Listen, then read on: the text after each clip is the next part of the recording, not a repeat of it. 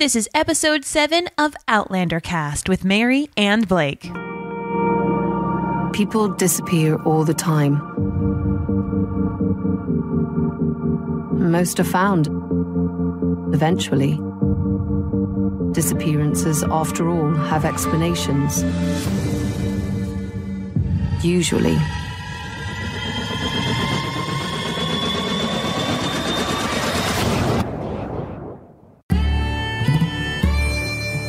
Welcome to Outlander Cast with Mary and Blake.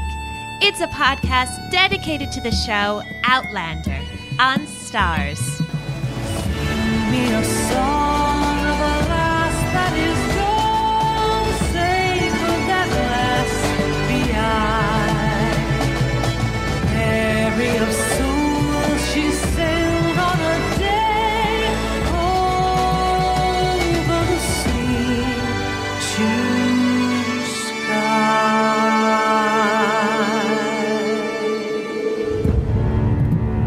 Hello, everyone. I am your host, Mary Larson. My name is Blake, and I can finally tell the difference between Angus, Rupert, and Murtaugh. Hey, it only took till episode 5. You know, we're getting somewhere. I knew I would be able to get it eventually.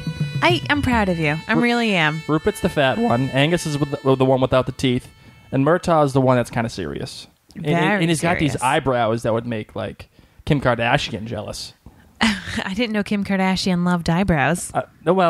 She's got big eyebrows. I think a lot of big eyebrows are in right now. Are they really? Yeah, they're back. Thank God, because I have big eyebrows. I got big eyebrows, too. I know. I have the unibrow. You do. And, you know, I don't know. Should I get them...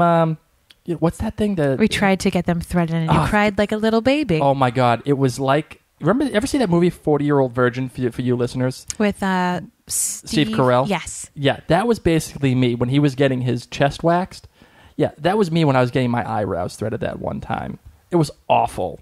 And it was like Satan came down and bestowed all that punishment upon me. Yeah, Blake was a baby. And speaking about Blake being a baby, we really appreciate everyone's kind words. Blake was sick last night and yesterday and the day before. So it was not a nice day in the Larson household. I would not wish that upon anybody ever. And I have not been that sick in probably over a decade. So, guys, thank you so much for all those kind words. If I sound a little funky today, that's because my throat is still really, really sore, and I'm suffering. I am not a Mr. Speechum. Today, no. Blake's medicine that I gave him was a hot toddy. So it actually worked wonders. I'm glad. Well, before we dive into this week's episode, we wanted to give you a little bit of feedback. I know that we dedicated an entire episode last week based upon listener feedback, but there were 3 extra things on our website that we wanted to just give a shout out to. Dina Hervey said that Jamie is gorgeous built. She agrees. But Claire is the one putting it all out there, trying not to get killed by both the Scots and the English, having to mend every person that she comes into contact with. This is all thanks to Uncle Lamb. That's why she adapts so well to her surroundings. Deanna says that she would nut up with no underwear, no toothbrush, no deodorant, and most importantly, no pink razor.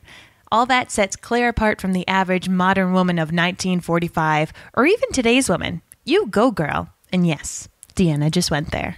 Jill Baird says, thank you for referring to Mrs. Fitz's hair. When she first came on the screen with her hair all done up for the gathering, the first thing I thought of was the Bride of Frankenstein. It wasn't as big, but it was still some crazy hair. And Deanna also wanted to say that she's trying to create a hashtag for #AdorableAngus. We already know that we were talking with Emily last week about no teeth, no problem. But I still laugh at that one every day. I'm going to put it out there. There was a lot of loving on Angus last week, but this week the times might have changed. Let's get into this week's episode recap of Rent.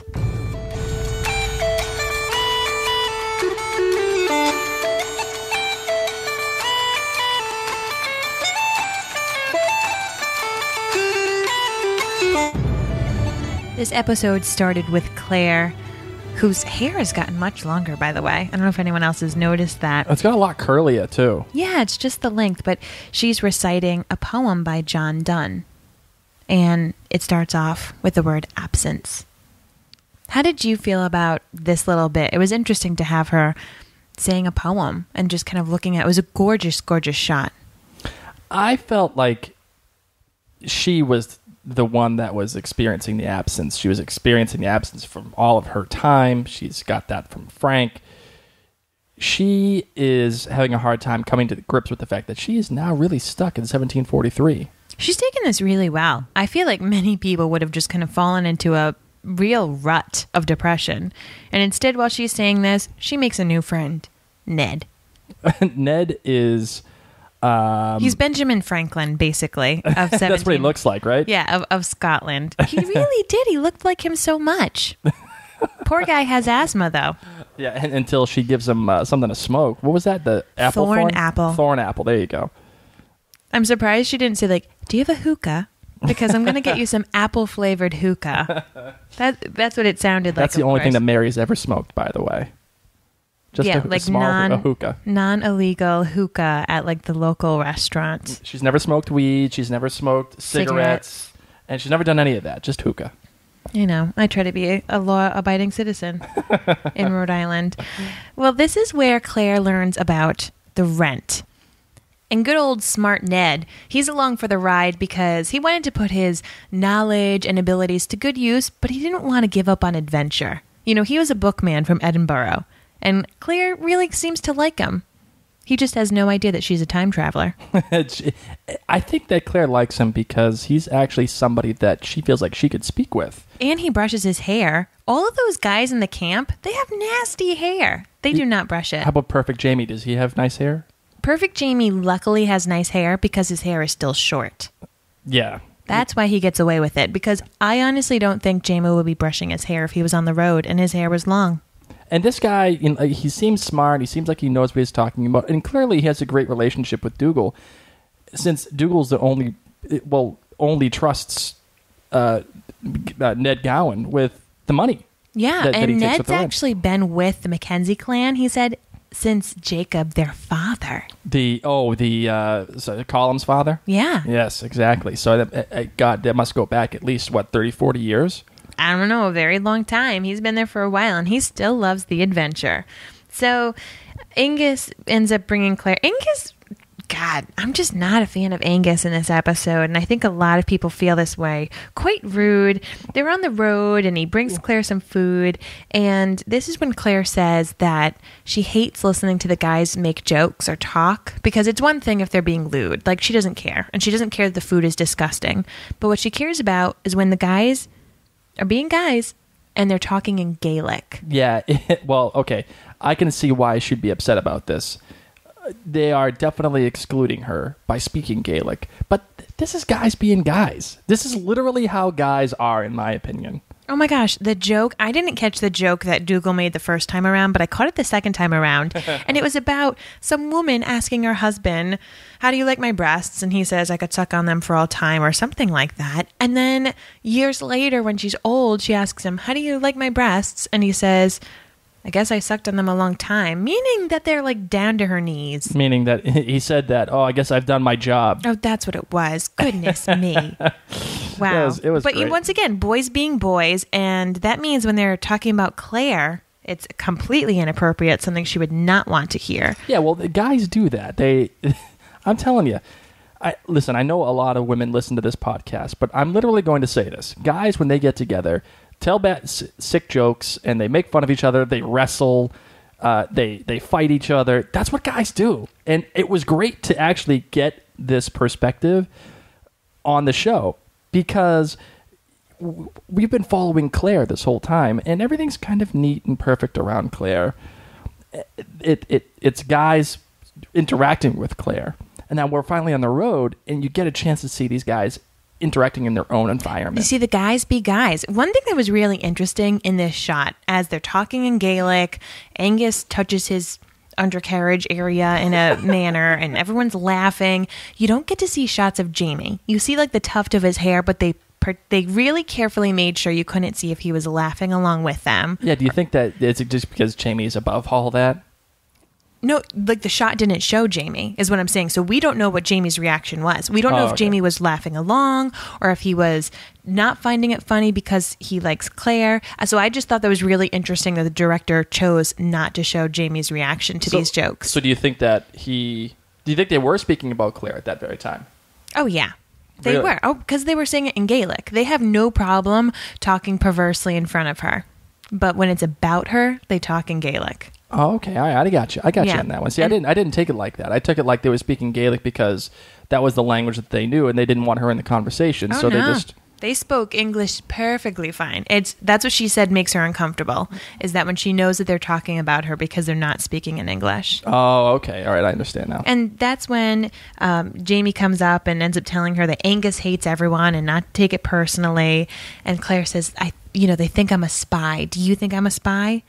And Jamie tells her, he's like, I don't think you're a spy, but I don't think you're being very honest with us. And, you were trying to run away, and I can tell that you're still thinking about running away. And Claire gets miffed. Why?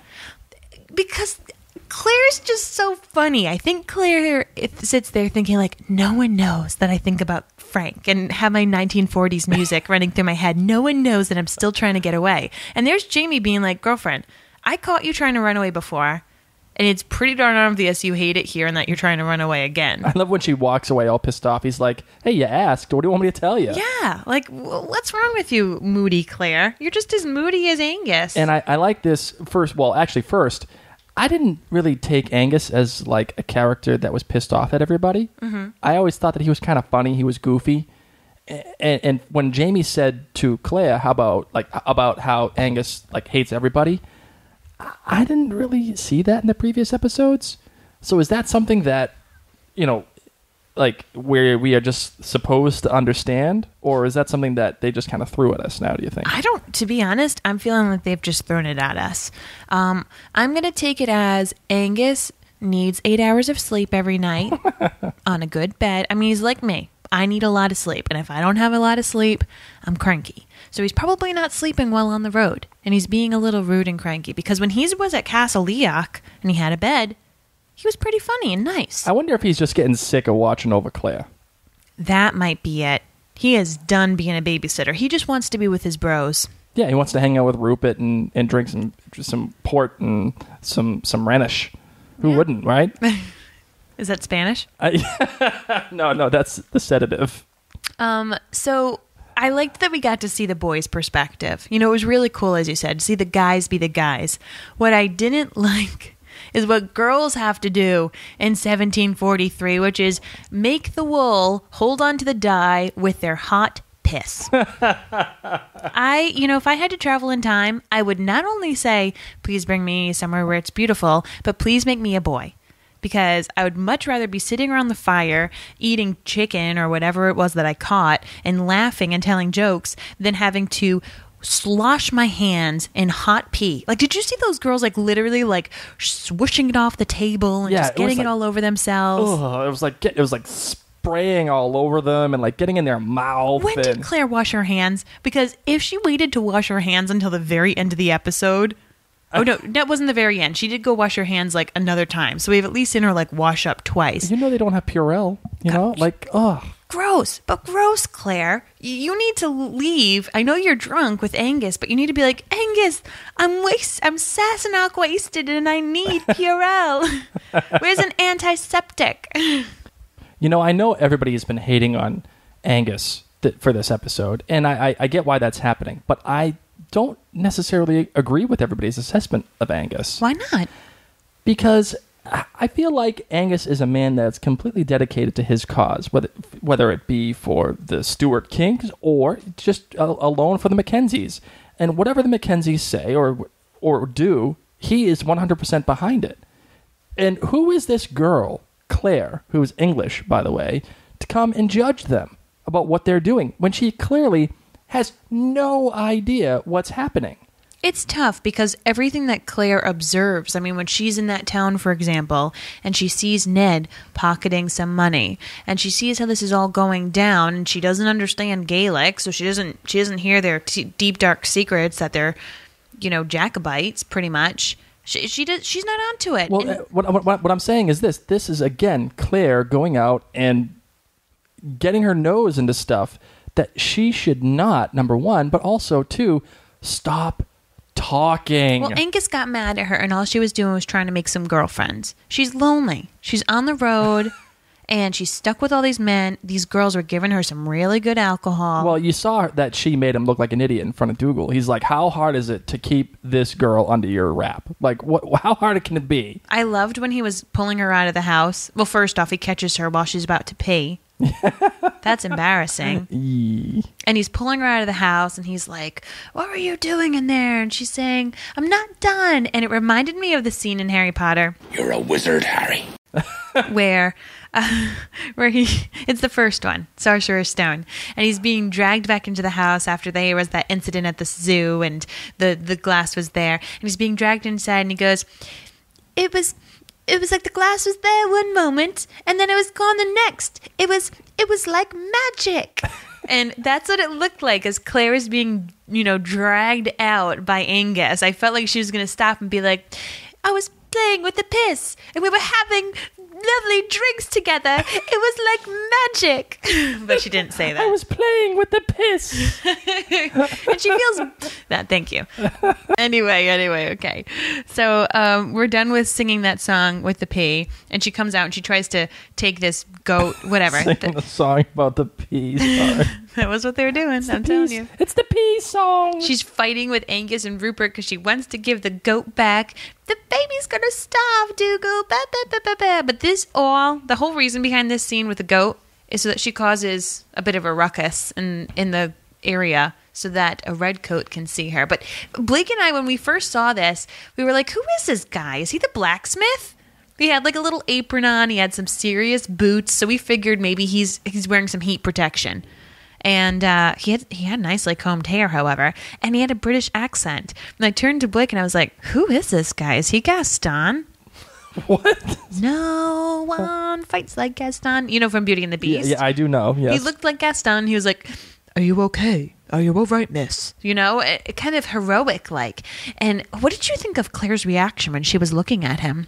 I think she was looking at him like, what? Like, she knew that he was English, obviously, because you could tell by the accent. Yeah. And she's probably sitting there saying, okay, who is he? What is he doing here? And why all of a sudden has he decided to stick up for my honor or whatever and figure out, like, okay, is this person in trouble? Why is he doing this? And I wonder if she really sat there and said, I think I am in trouble. I wonder if she really wanted to say that. I think she was giving him the eyes. You know when you're trying to have someone mind read and you look at them and you think, maybe if I think really, really hard and I look at you, maybe I can speak to you with my mind. It's like when the cops come up to you and they say, are you in distress or are you in trouble? And like if someone's like holding a gun to your head and you can't say anything and the cop's like, blink twice if you're in trouble. Oh, I was taking it more as Professor X from X-Men. Like I was picturing more of that kind of thing where she was trying to like be like him. To mind meld it? Yeah. Oh, but that's actually Spock from Star Trek, not Professor X, sorry. Whatever. It's all the same. We still got it. But you know why the English soldier decides not to do anything? Because all he does is look around and he sees all these Scots touching their swords. He's got a bunch of angry Scots around him. I don't blame him. Yes. He probably knew he could fight, he lived to fight another day. Now, this is the thing that I wonder. Is this guy, like, undercover? Because he's not doing a very good job, number one. I think he stopped to get some water, food. Is he, like, on a work release program or something? No, he was probably just... I mean, we see him later on with the rest of his buddies. Oh, yeah, sure. But, like, he was there with the big apron, and looked like he was doing something at this little village. Here's what I think. I think his horse like lost a hoof or something, and he was stopping because it looked like he was going to a shack where they work. Okay, on stuff. all right. Let's just. I'm going to stop you there. I'm going to hold on. I'm going to stop you there because horses don't lose hoofs. those are their feet. What is the horseshoe? Maybe it had like a horseshoe or some kind of a problem, or he needed to fix something because he was definitely wearing a worker's apron. Yeah, I felt like he was doing something there. Yeah, I don't think he was helping people. I think he stopped. He was just doing a routine checkup, and he was like, while I'm here, guys, I need to get something fixed. It's like when you go and you're out for a drive and you're like, crap, I really need an oil change. And luckily there's oil change places everywhere. So I'll just stop at this one and let them do my oil change.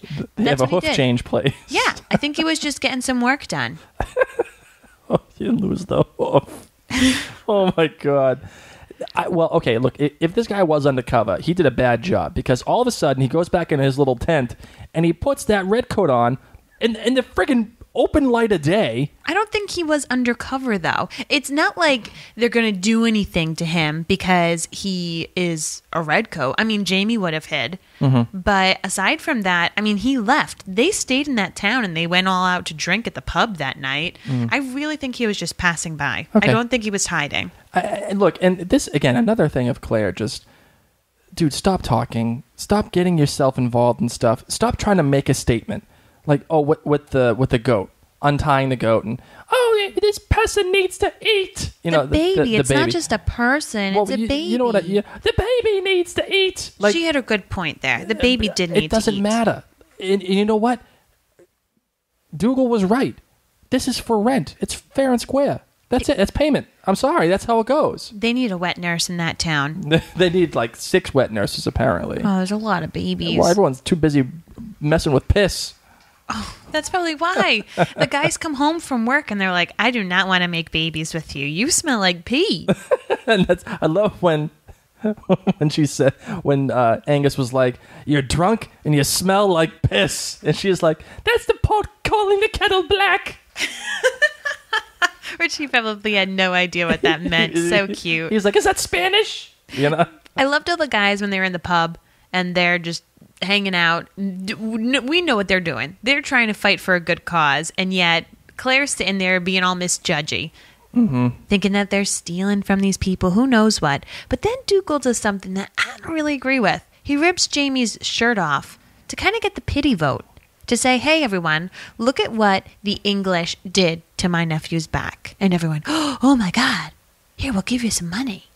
But all Claire sees and knows is that Jamie got really upset.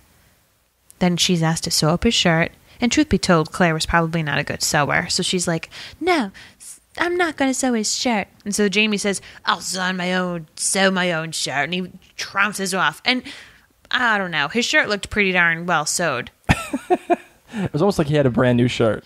Yeah, I mean, especially if it kept getting ripped like every single week or every single trip. I think we'd be torn to shreds by then. Yeah, like I know. I had a blankie when I was a kid, and by the end of like my 5th year of age, blankie was just a couple of threads, and my mom's re-sewed blankie over and over again. So Jamie must be getting new shirts. Who knows? So, but you know what? I don't blame Dougal for doing this either, because guy's trying to get some money. And he's also trying to spread the hate. And what better to do than to show what the British did to Jamie? Can you clarify a little bit for us? Why do Dougal and the rest of his clan, what do they have against the English? They are trying to support what is they eventually allude to, which is the Jacobite Revolution. What does Okay, so Jacobite... Just fill us in. Give us like the Cliff Notes version. All right, Cliff Notes version. Here we go. I think you know what we should probably do? I think we should have like another podcast specifically about the Jacobite Revolution. What do you think? I think that is brilliant. Okay, so all right, this is what we're going to do. I'm going to give you a brief description of what's happening here, and then we're going to have another podcast, maybe a bonus episode this week about specifically the Jacobite Revolution. Sound good? Especially if you can somehow tie it in to this yes vote that is supposedly coming up, because I'm also confused about that. Well, you know what? We're gonna do that for the bonus episode. Okay. All right, everyone. I'm really sorry if you're offended and that hurts your feelings that I don't understand this much. But Blake's going to fill me in. All right. Okay. All right. Quick Cliff Notes version of the Jacobite Revolution. There was as Frank says later on in the episode, yes, there are a number of Jacobite revolutions.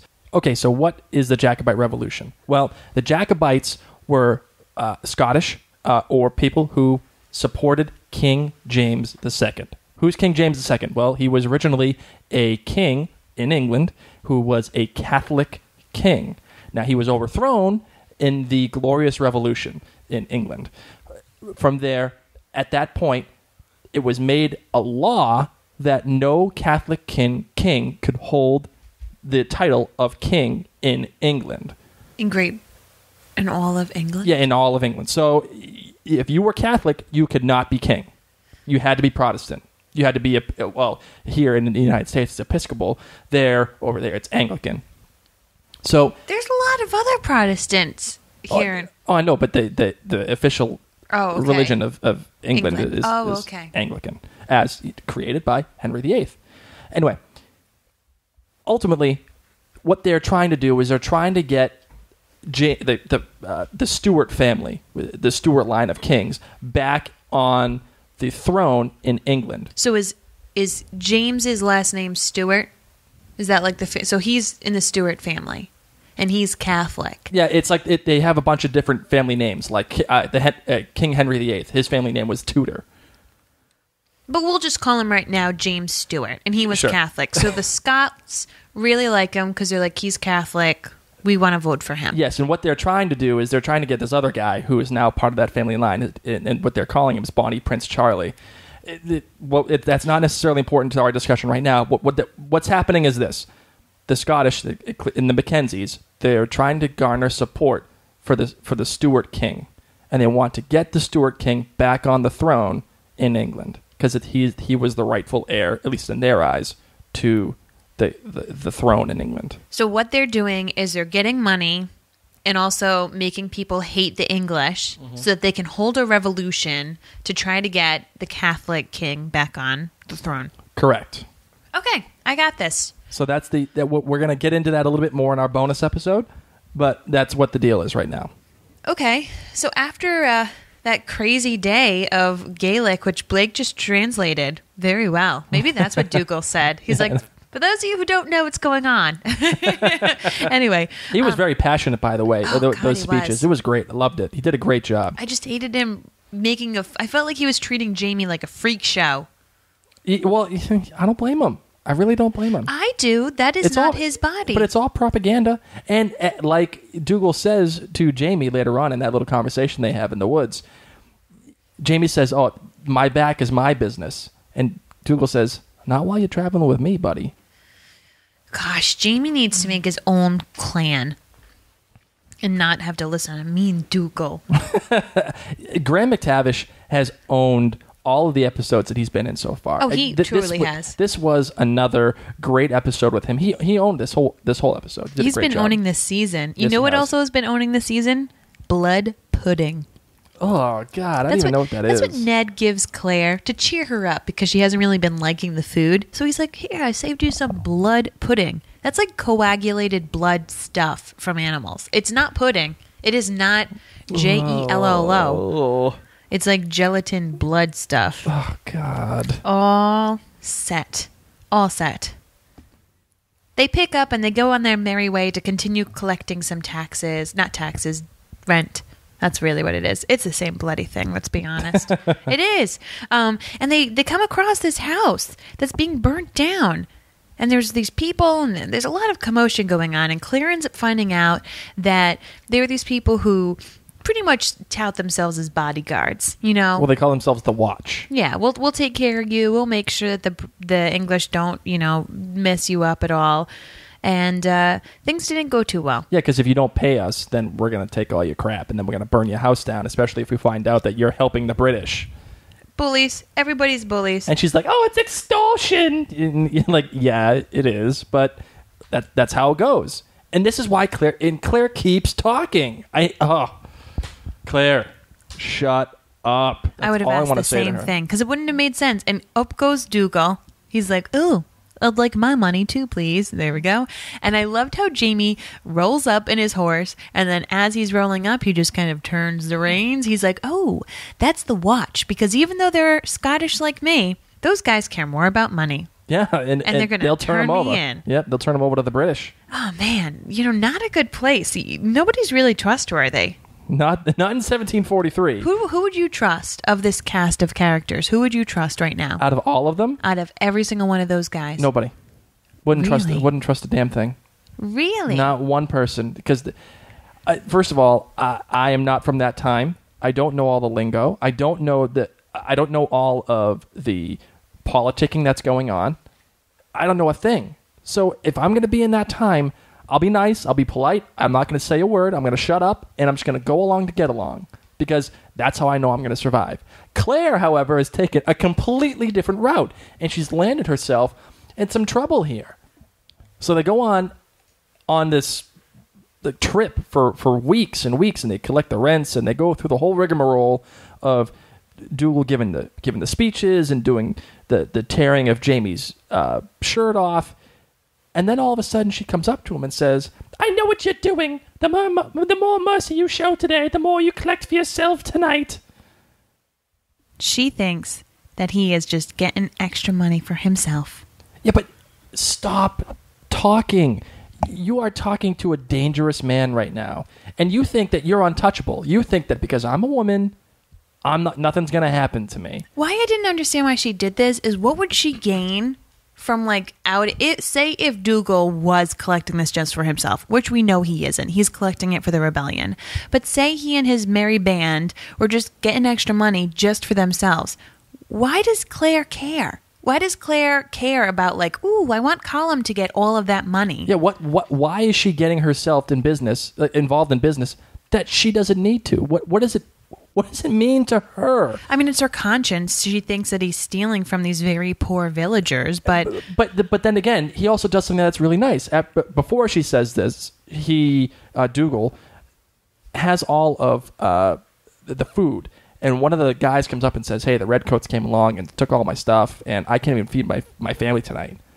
And Dougal gives the food over and says, "No, you're going to eat tonight, and then all of you are going to eat tonight." And we're going to get together and have a good time at the pub. And that's that. And that's when she says, I know what you're doing. A penny for the laird and a pound for your pocket. Like, come on, man. Yeah. Well, she ends up learning. She ends up finding out quite easily. Oh, gosh, there was that other scene when they found those crucified men. And they knew that those were the redcoats. And that's when Dougal was able to start letting Jamie be. And he actually talked about what he saw there. Exactly. Well, actually, before we get into that, I also want to call Ned Gowan out, because right as she was saying this about the penny for the laird, pound for your pocket, Dougal says, what is it you're accusing me of? And you could tell that there was going to be a problem, like there was going to be an issue. And Ned Gowan comes up and says, hey, I guess she's figured us out, and she's just who she is, and apparently we're not as smart as we all think we are. And it was Ned's way of saying, she clearly has no idea. Just let her go along with whatever she thinks. Just let her get along with it, because my girlfriend's crazy. She's just dumb, and she thinks she's smarter than everything else, all of us, but she's not. And Ned even says that to her when she says, "Oh, what would Colum think if he found out that you were stealing money from him and allowing Dougal his little take?" And he says to her, "Yeah, you've got us all figured out, haven't you?" It was kind of like giving her a little bit of a jab there without her even realizing it. Yeah, it's true. And it was kind of a backhanded compliment, too, when he says to her, oh, yeah, you would be a good lawyer. Too bad they don't let women practice law right now. Yeah, it's probably going to be a couple of centuries. And there's Claire. She's like, I know what's going to happen. And then only 2 more centuries. 2 more centuries. She thinks that she's so super smart, but she ain't. No. She's really not. And she's getting herself into trouble here. Well, she eventually learns what they're really collecting money for, and that's the revolution. And then she changes her stance with Ned, and she tries to give him a heads up. Like, listen, that revolution isn't really going to work, buddy. The British have the best army right now, and there's no way you're going to win. Ned, of course, just looks at her, and he pretty much says, silly old bear. That's your opinion. Yeah. And you're entitled to it. I get it. But we're going to do what we're going to do. We're going to rock this. Okay, so let's also talk about this. Everybody thinks that she is a British spy, right? Yes. Okay. What way could you do any worse than to go ahead and try to spread dissent and fear, like fear? Yeah. Okay. That is a perfect representation of what a British spy would do. To go in and be like, oh, just tell them it's not going to work. Yeah, it's that defeatist attitude. And if you continue to do that, guess what's going to happen? People are going to start believing it. That's exactly what a spy would do. You're not helping your cause here, Clea. No. That's why she has to stop talking. and it's not going to And happen. she can't even help herself. It's part of Claire's personality. Oh, She's just such a strong-willed woman. No, I can't. You know who I can't either, though? Who? Jamie. I loved Jamie in this episode because he stood up to Claire.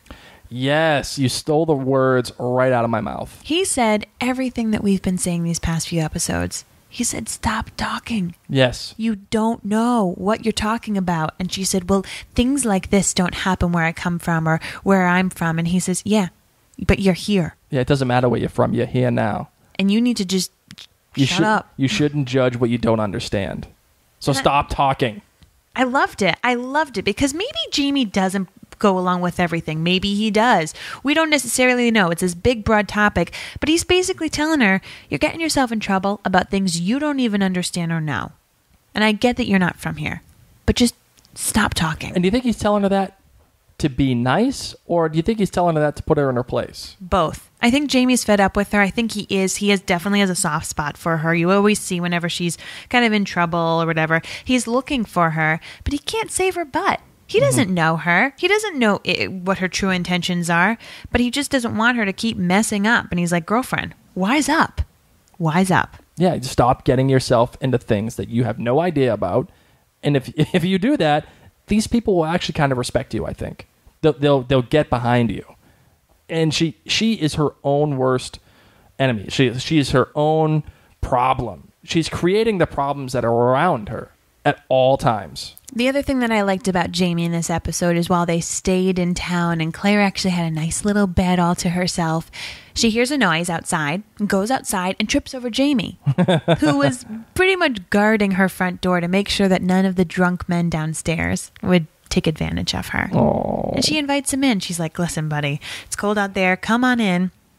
And Jamie has the most shocked face. He's like, oh, sleep in your room? What? What with you? Oh, no, oh my God. Your reputation would be ruined. And how cute that that's his answer. I know. Her reputation. I mean, we all know that Claire's not a virgin. She's married. Yep. So how cute is he? That's the one thing he's concerned about. Because all of those other guys in his troop would have easily gone into bed with Claire. They joke about it in Gaelic. You know that's what they're saying. Oh, sure, yeah. They're like, oh, one night she's going to invite me in to snuggle with her and I'll snuggle with her, you know? Oh, real quick, we didn't talk about this, but I this was an important scene.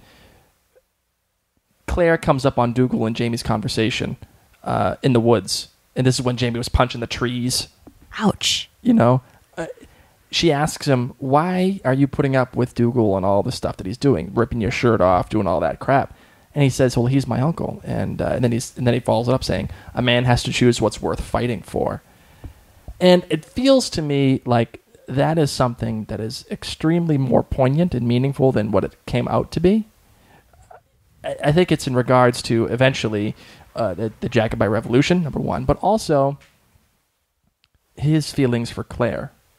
I think he is trying to figure out what his feelings are and if it's worth going forward with, you know, and pursuing that and being at odds with Dougal about. Because Claire is putting a little bit of a stake in between Dougal and Jamie. And that stake might have already been there, but maybe she is exacerbating it. Maybe she's amplifying it. I think that's what's happening with that. Ooh. I didn't even get that. You're so deep. Wicked deep, dude. Yeah. Wicked deep. Can we talk about the other love interest? Yes. Can we talk about Frank? I'm so happy that there was a Frank flashback in this episode. Oh, God, I'm so team Frank. It's great. Every time I see Frank, I'm so happy. He was just so precious, and he kind of gave Claire a little sass when he was questioning her on her history knowledge, and she just gave it right to him. She's like, yes, actually, I do know all this. Thank you very much. There was this great shot of her after she owns Frank in history lesson. She walks away with this big smile on her face. Like, girls can be smart too. And then how about finishing the scene off with looking at the Scottish flag as she's realizing, oh my God, all these people are going to die. And they have no idea. I thought that was really poetic.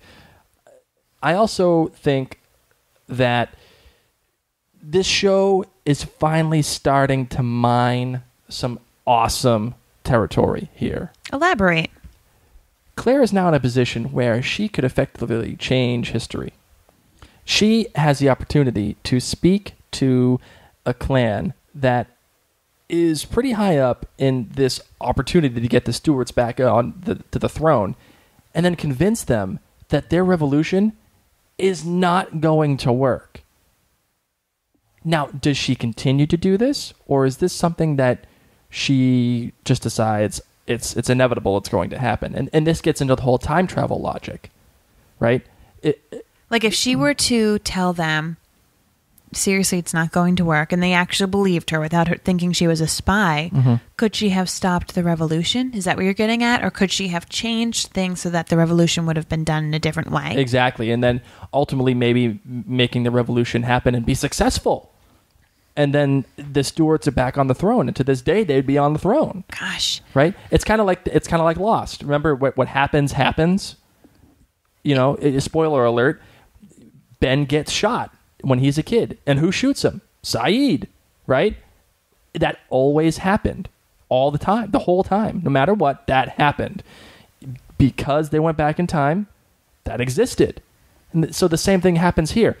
It gets into time travel logic. But the show, for me, this episode was pretty weak up until this point. it reminded me, once again, I'm giving you your second Harry Potter reference. Oh, God. Okay, just walk with me on this. You're a wizard, Harry. It reminded me of the 7th movie, where Harry and Hermione are just traveling, and they're trying to figure out what the Horcrux is or where it is, and they're just traveling, and people complain. They said, gosh, the 7th movie was so boring. It was just Harry and Hermione camping, and it needed to show you time. It needed to make you understand time spent together and what they were doing, and that's what this episode is. Claire is now here for a very long time. Yeah. It's when she says, I'm traveling for weeks, we see that her hair has gotten longer. You can see how the relationship is with everyone, how they're very comfortable and getting on each other's nerves in like a sibling type way. You need to understand time is passing. And this episode did more yeoman's work for the show. It's setting up the political ramifications of the show, which was absolutely necessary. It's huge. Not everybody understands the history and why the Scots are so passionate about this cause. It also finally gave us a glimpse into a little sexual tension between Jamie and Claire. A little. When she's handing him that blanket after she invites him inside and he says, no, that will ruin your reputation. The camera held on their hands for a little bit. And there was that little, almost a spark that you could see over the screen. Yes, you could see it in their eyes. Like you could feel it. Like it's kind of like that girl you met in college, and you weren't really sure if she liked you, but you liked her. But you knew she kind of liked you, but you weren't really totally into it. And like, I'm surprised music didn't start playing in this part. I want you so bad. And then you get the little touch, and then there it is. And this is probably the beginning. The beginning of a beautiful relationship. Oh, that's what it is. Oh, so, God. okay, so you got that in this episode. Definitely got that. And then the other big thing at the end of this episode, Claire is washing herself, and Dougal, of course, comes to say, "What's up with you? Like, why are you telling us not to have this revolution? Who are you? Who are you?" Oh, and guess who shows up? Gaston. Gaston and all of his friends, and he's all dressed up nice, and he's like, looking at Dougal and looking at Claire and asking Claire once again, are you here on your own wishes, pretty much? Do you want to come with us, with your crew? Because we understand that you're a Sassenach, and so are we. So why don't you come with us, little lady? And then it goes to black. Cut to black. What? I did not see that coming.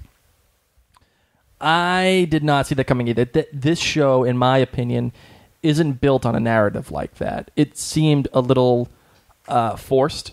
I think they needed to do it because every other episode has ended with a voiceover from Claire being like, I don't know what adventure comes, but I'm going to do it or die trying. Yes, no, So they I agree couldn't with do you. that anymore. They needed to change it up a little bit. And I'm glad that they did try to change it up a little bit. It just felt odd for the series itself. Yeah, we haven't done anything. It obviously is a highly serialized show. I get that, but this show doesn't thrive so far on cliffhangers. But I don't know. I mean, maybe this is a But the direction. show is just starting. You need to remember that. Yes, it made us all go, are you kidding me? But the series of events that happen from here on out need to be their own episode. I agree. No, So- I understand. I want to go back to the conversation that she was having with Ned. Claire was having with Ned when she says, what if I told you that the odds... What if I told you the odds were stacked against you? You're raising money for a war you can't win. And he says to her, well, you talk as though the future's already decided. And of course, she already knows that the future is decided. She already knows. We get that flashback with her and Frank going to the battle scene. And you see, like, the graves. Yes, and it says you Clan know. Mackenzie right there. You know that how many people died? 2,000 people, 2,000 Yeah. Scots. Oh my goodness. Just died. They were charging with their swords, and they were fighting against the British with guns. And she's looking around at the clan wondering how many of these men Yeah, are going to be these good men, good people. I mean, somewhat good. She's not on good terms with Angus or Dougal right now. But Well, you know what? I would also disagree with that too, because eventually, after all of this, who was the one who decided to defend her honor? Who came up and just gave a guy that first pound, and who was it? it was Angus. Damn straight, it was Angus. And he helped her after they made up. He helped her take something off of her horse. You're right. They made up. They kissed and made up. What a funny brawl, by the way. I know. I thought that was great. It was like a lunchtime food fight. You know, just boys.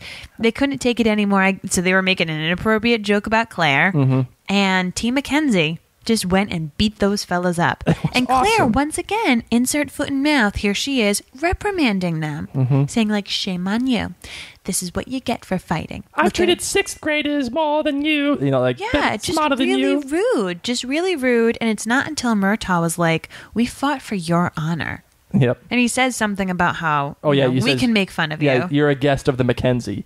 We can insult you, but God help any other man who does. And I was like, oh, man, Murtaugh, that's awesome. Standing up, man. And you know, Standing up. that's great, too, because that in my opinion, is a total guy thing to do, too. Listen, I can make fun of you. I can make fun of you, my wife. I can have fun with you. I can talk about you, and I can make fun of all your faults. But I'm telling you this, if somebody ever decides to make fun of you in front of my face, that's other than me, You're going to go bust some knuckles. I'm literally going to go up like Angus and shove their face into the table because you're my wife. Aw, thank you. And that's how they feel about her. They feel like her, like she's kind of a sister. And don't talk to my sister. Don't talk to her. Don't do that. You don't deserve her time. You know, and Well, I'm love happy- that whole episode. Love that whole scene. Okay, well, how did you feel about the whole episode as a whole?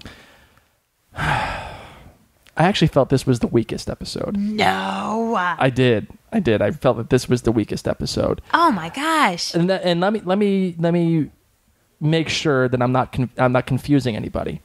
It was the weakest episode because I felt that the first half was redundant, and I also felt that it could have been condensed a little bit more. I feel like they had a really good idea. They wanted to introduce the politics of the time in this episode. I get it. But they didn't have enough story to tell for this particular episode without getting into further episodes. So they had to build it out. Now, how do we build it out? Well, we want to show some more Scottish culture with the women in the hot piss. We want to show guys being guys. We want to show them collecting rents. We want to show that time is passing and Claire is getting fed up and people are getting fed up with Claire. I get all of it, but it was too redundant. You just kept seeing that speech after speech that Dougal was giving. And yes, he did get a lot more fiery after seeing the people crucified, Bruce Bolton style, the spoiler alert from Game of Thrones. Yes, you saw them out there, and he then gave this even more impassioned speech and didn't even bother using Jamie when his scarred up back. And that you saw some differences along the episode, but it didn't get interesting, in my opinion, until she realized, oh no, this is not just thievery. This is about a revolution. I completely disagree with you. Really? Yeah, Okay. I liked this episode a lot because it helped build the world. It helped someone like me who didn't pay attention in history class too much understand what people were like then, how they had to pay rent, what the mentality was, and how you would drum up interest. You didn't have Facebook to send a message and be like, hey guys, vote for the Jacobite side. They didn't have that. They had to go door to door while they're collecting rent and preach their message. And I really liked that. And it made me appreciate Dougal. If I had just seen him do one speech, I would just think he was being mean to Jamie. And it made me appreciate their cause and how dedicated they were to it. Yep. Because it was for so long. And you had a nice setup with Jamie and Claire. You know, had this happened in the 3rd episode, I wouldn't have been too okay with it. I would have been like, girlfriend, you need to still be thinking about Frank. But now weeks have gone over, you know, so it's been a while. They've gotten accustomed to one another. I like that we were able to see time pass. I also think that I'm biased because as a book reader, I know that the next 2 episodes are going to be jam-packed. Okay. So it's hard for me because I see what this was doing and it expanded the world, but I also know that there's not going to be a dull moment in the next episodes. For me, this episode finally got interesting when she is facing herself and facing this moral dilemma. Do I tell these people that they're going to lose? In fact, she says to Ned, you are going to lose. It's a fact. You have to believe me. Does she continue with that? Now, is she going to continue questioning her own self? Should I be helping these people in this way? And if what I say, does what I say have any meaning to any of these guys? Does what I say impact any of the decisions these guys make? Who knows, Claire? So- The only time is going to tell. This was really cool. That was really cool, interesting stuff that this show is going to start mining. I think it was inevitable that it would eventually mining it. Because how could you not? Especially with a girl like Claire, who can't help but talk. You can't help herself. Well, now you're confusing me because you said this was your least favorite episode, and now you're understanding. I think I brought you to the dark side. No. I as I said, the first half of the episode was, to me, the weakest part. Okay. And then it made up for itself in the second half of the episode. All right. Maybe even almost 2/3 into the episode when it finally started to get into that territory of changing history. I got you. Or getting into that moral dilemma of, do I talk to these people about this or not? And what would you do? How would you do it? So that's when it finally got interesting. They had the really cool idea, but they had to build out the idea. Okay. You know what I mean? That's what I thought about it. Well, enough about what you thought about it. Let's check out our listener feedback. Let's do it.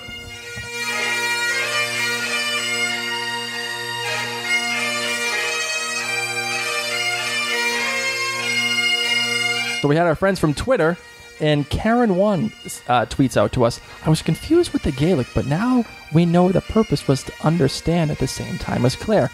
Karen, I agree. The show wants you to get things as Claire gets them. Ainsley Peace said that she did not expect to love Frank this much. She guesses it's all because of the amazing Tobias Menzies. She now feels Claire's pain. Welcome to the Frank train, Ainsley. I'm so happy that you're on board with me. Brandy Sorrell tweets out, at this point, how are the Mackenzie's clan any better than the Redcoats? They're becoming what they hate. I know. I'm not sure if I agree with that. You know, I'm not trusting anybody. No I don't matter trust what. anybody, but they have their ideals and they're setting something up for their revolution. And it's not like they're forcing people to give the money. They're volunteering the money.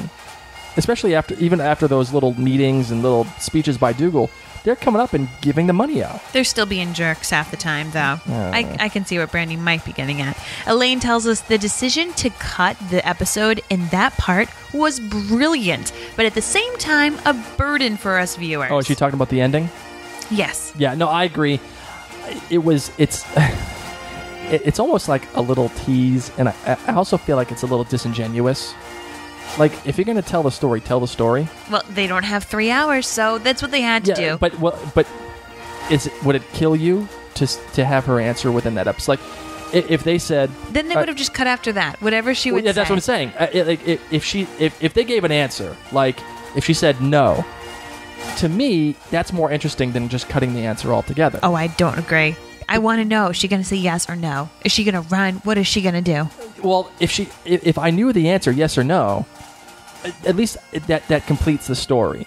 I felt like it was a little disingenuous on the show's part, the writer's part, because it's story bait. That's what it felt like to me. I'm fine being baited. Like it would have been if she said no, it would have been really cool because all I would do the entire week was sit there and say, "Holy crap." Claire wants to stay with the Mackenzies. Or no, not even that, but like, holy crap, if she says no, I'm here against my will. Oh. What are the British going to do, right?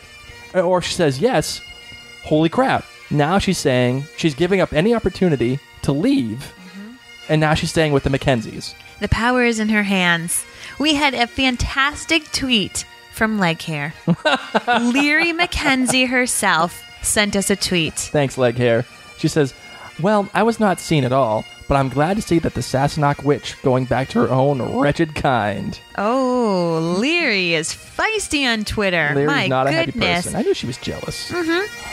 Blake, you were not the only person sick last night. No. Amy tells us that she was watching Outlander while she was taking a lot of allergy medication. She tells us that Jamie is even cuter. Oh. Even cuter when you have lots of meds. When you're high on allergy meds. Oh, poor thing. That a girl. And Lynn Mittman says, I do believe an apology is in order. British/English.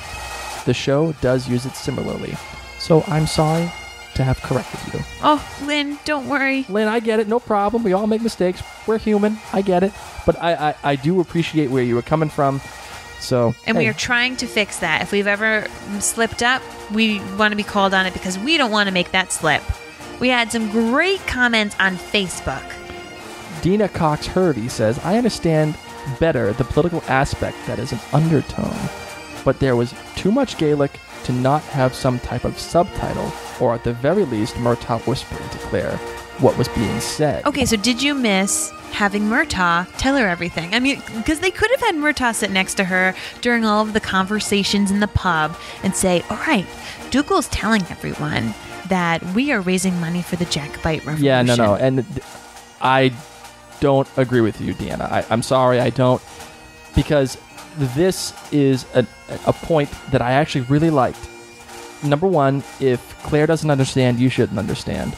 Number two, the show cannot hold your hand all the time. You have to meet it halfway. What Dougal is saying, the actual words aren't important. What matters is the emotion behind it. And the message. And you can infer what he's saying by what he does with Jamie and his shirt and showing the back. And you get that he's speaking about the British as soon as he tears that shirt off. And what you're looking for is the crowd's reaction. Okay. So the emotion behind it is what's really important, not necessarily the words. Jane on Facebook said that after seeing this episode, she especially thinks that Outlander is not being shown in the UK because of the indie ref vote on September 18th. It is a brutal reminder of how Britain has long tried to wipe out the Scottish people and culture, and certainly may influence nationalist feeling right before the vote for independence. It makes me hope even more strongly that Scotland votes yes. So we're going to learn a lot more about all of this when we have our bonus episode this week, because I kind of know what's going on, but I want to know more about it. So hopefully we'll have that later on this week. I'll save all my feelings and everything for the bonus episode. But Jane, I think you're right. I really do think you're right. They're not showing it in the UK specifically because of that vote. If any of our listeners are from the UK, we would love to hear your opinion and what's going on. So shoot us an email, write us a comment on our website, outlandercast.com. Those do not have limits, whereas Twitter has 140 characters, and I doubt you can tell us your personal opinion in that short of a time. Instagram, our Instagram friends, we love you. So much great feedback. Gadkins8831 says this episode moved the story along significantly. We understand Dougal in a deeper way, and the Klansmen have a much different relationship with Claire than when the episode began. It did. It evolved to more of a sisterly relationship. Yeah, but, well, she ended up earning her place when she makes that joke to Rupert when she says, I think your left hand was more jealous than the right hand, or just jealous about the right hand. That's when you want to go, zinger! Yeah, like she gave it like a good burn, man. That was really good. And he's like, oh, I never heard a woman tell a joke before.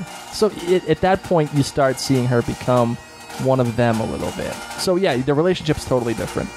Heather Selberg says that Sam was cute and all, Sam being Jamie. But can we talk about the real star of this episode? Dougal. Graham McTavish is killing it. By far my favorite character and performance on a show filled with great characters and performances. Yeah, I agree. Graham McTavish has nailed every single scene that he's been in. He is a character that has been fleshed out, has a lot of political and social undertones behind him, and he is also very complex. You know, he's doing things for his own purposes. He's got his own thing, like he's got his own problems that he's dealing with between Jamie, his brother. I'm sure he's very jealous of his brother. He's got this thing with Claire going on that he kind of hates her, but he trusts her and he needs her. He has got some stuff going on. Enough of listening to Blake and my voices. Let's listen to our voicemails. Hey, Mary and Blake. This is Emily Leyland from Connecticut, creator of the infamous, or I like to think so anyways, No Teeth, No Problem hashtag. You guys told me to call in, so here I am. Angus was a little touch and go for me this episode. He's usually the comic relief, and that's why we love him, but this episode got a little bit more serious. But I think it's interesting to see that serious side, but in the end he brought it back and said, nobody's allowed to make fun of Claire but us, and I think that's pretty cool of him. So yeah, I'm still hashtag No Teeth, No Problem.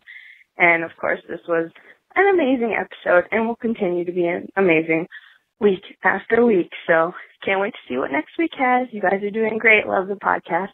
See you soon. Not really, but bye. Emily, thanks for calling in, and thank you for that awesome hashtag, No Teeth, No Problem. I still love that so much. In regards to Angus, I'm still on the Angus train. I think he's cool. He's a very prideful man, and yet when you have Claire getting on him like that, that's going to be problematic for Claire and for anybody else that gets in his way. So, yeah, still cheer for Angus. I think he's still a good guy. Hey, this is P.S. Caramel, or Peggy, if you like. Feedback. Well, I think I said a little too much on Twitter to give you actual feedback, except for the fact that I really like the show. And about 2/3 away through the first book, and as much as I wanted to say things on Twitter, I have not, because I know that Blake has not read the books. So, and I'm glad for the non-spoilers, because I would like to continue reading the books. They are entertaining so far. The show is phenomenal, and I love the cinematography. I have always wanted to go to Scotland, and now have a family friend who lives there, who met a man on the internet and married him and moved to Scotland, and she loves it there. And she told me on Facebook that she has come across some of the crew and such there in Scotland, which is very interesting. And I don't know what else to say, really. The show today was very interesting. I think that Dougal is kind of a schmuck, and he seems like really nice once in a while, and then he's got to turn around and be a jackass. And then you got Angus, who is absolutely hilarious, makes really funny faces, and kind of reminds me of my very delinquent, hilarious uncles. And I think that I'll grow to love him again, even though he was kind of brusque and rude on the episode today. I do enjoy his character very much, though. And Claire needs to learn to shut up, because she is giving herself away a little too quickly. And if she wants to not have people up in her business, then she really needs to keep her mouth quiet. I think that she needs to kind of become a little more acclimated with the guys that are surrounding her and be a little more aware of the things that she says and be aware of who really are her enemies around her and not suppose so much that she's just there and no one's paying attention to her, because I truly think that they are. And Jamie, Jamie's kind of a conundrum because he's, he's into Claire and she's into him, and he's very much so stubborn and bullheaded, but he's got that, cute, quiet side that, kind of comes along with red hair and pretty eyes, I guess. I think that your commentary is really cool, and I'm really digging the podcast, and I continue to look forward to more of the podcast and your interactions next Saturday. Okay, bye. Thanks for calling in. And finally, someone has agreed with me about Claire not needing to talk anymore. Oh my God, Claire, she was right. You're letting yourself out too soon. What's going on here? Come on, you're smarter than that, right? I feel like that you would be. I mean, God, I know I would be, but that's because I'm awesome. Well, again, thank you for calling in. Hi, Mary and Blake. This is Carrell from Franklin, Massachusetts, kind of down the road from you guys. First, I want to tell you I love listening to your podcasts, and I especially love Blake's Claire voice. It is wicked funny. It makes me laugh all the time. And I wanted to make a comment about everyone wanting to see more Jamie and Jamie, and I love Jamie too. But when I read this first book about 3 months ago, somebody just told me, hey, this book is about time travel. You'll like it. So I got the book on my Kindle. I knew nothing about the story at all. And so at this point in the story, when I was reading it, I really didn't think Jamie is any more than just like a friend of Claire's. I knew he was younger, so I didn't think she was going to be interested in him. I mean, I didn't know that they were going to hook up. I hadn't read any of the hype. And so, the pace of this and, that Jamie's not in everything is kind of more true to the book. From my perspective of being completely unaware of the story, and to just keep throwing it in there with his shirt off or whatever, it makes him more of a beefcake and not a real developed character, as he becomes later on. So I was very much Team Frank, like Blake is at this point when I was reading the book, because I understood she loved this guy. Here she's in this place, and the last thing I expected, maybe I was naive, was her and Jamie to get together eventually. So so I just wanted to say I get where Blake's coming from with his, it's too much Jamie right now. Anyway, keep up the good work, you guys. I love your show, and thanks a lot. Bye. Carol, all right, fellow New Englander. We need more New Englanders calling on this show. I think that's a great idea. Sorry, it's my son crying in the background. Thank you for calling in. And, I agree with you. Team Jamie, can just be a little too much. And, yes, I love Frank very, very much. I think he's a good guy. He just knows what he's talking about, and he hasn't done anything to deserve any of the crap that he's going through right now. So, again, in terms of the story, it's good that Jamie is always not constantly around. We need to have a little bit of a breather from Jamie, not just because I don't like him, or not that I don't like him, but it's just because I don't want to get sick of him. That's the problem. So thanks for calling in. And last, but certainly not least, here is this week's Tweet of the Week. It's by TV After Dark. And they said that the ladies doing the walking, with the cloth, with the piss pot, he said that these ladies are like the Scottish Pitch Perfect. So hopefully a lot of you get that pop culture reference. Pitch Perfect, the a cappella.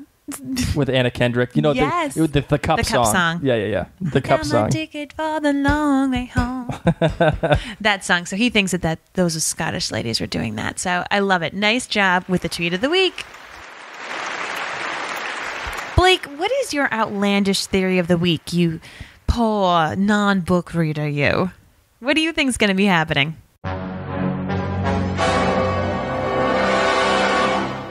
I think that Claire is going to say, nope, I am not here on my own free will. I don't want to be with these people. I don't want to be with these Scotsmen. Take me back to wherever I got to go. Now, she was talking to all the piss ladies, and she's like, oh, hey, you know this place called Craignadoon? Where is it? And they're like, oh, yeah, it's 3 days away. Now, she knows that the British are near Craignadoon. She knows, because that's where she met up with Black Jack Randall, right? She knows that if she goes with the British, she can get out. She can get out of there. She's no longer underneath the Mackenzie's thumb. So she's going to say, nope, I'm not. I'm here, not on my own free will.